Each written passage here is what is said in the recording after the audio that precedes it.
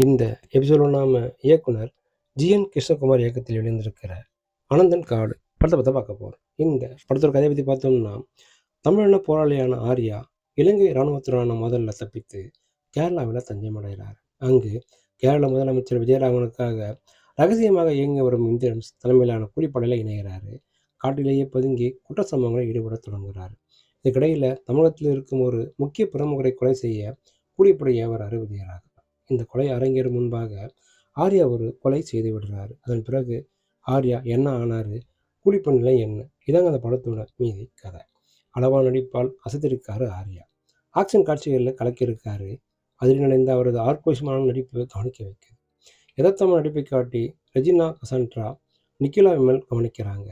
வித்தியாசமான நடிப்பு பாராட்டுக்குன்னு சொல்லலாம். கூலிப்பணிகளாக முரளி கோபி, தேவ்மோகன், இந்திரன்ஸ், அப்பானி சரத் ஆகியோர் பொருத்தமான தேர்வுன்னு சொல்லலாம். இந்திரன்ஸ்க்கு இன்னொரு முகம் ஆச்சரியம் சொல்லலாம். போலீஸ் அதிகாரியாக சுனில், முதல் மந்திரியாக விஜயராகவன், சாந்தி பாலச்சந்திரன், அச்சுத் குமார் என அனைவர் நடிப்பினும் குறைவில்லைன்னு சொல்லலாம். ஒளிப்பதிவாளர் எஸ். யுவாவின் கேமரா 90களின் காலகட்டத்தை கண்முன் நிறுத்தது. பி. அஜனீஷ் லோகநாத்தின் இசை காட்சிகளுக்கு பலம் சேர்த்திருக்கு. அழுத்தமான காட்சிகள் படத்துக்கு பலம் சொல்லலாம். திரைக்கதை பல இடங்களில் திசை மாறி போயிருப்பது பலவீனம். தேவையில்லாத காட்சிகளுக்கு கத்தரி போட்டிருக்கலாம் தோணுது. லாஜிக் மீறல்கள் எக்கச்சக்கம். சர்ச்சையான காட்சிகளையும் தவிர்த்திருக்கலாம் தோணுது.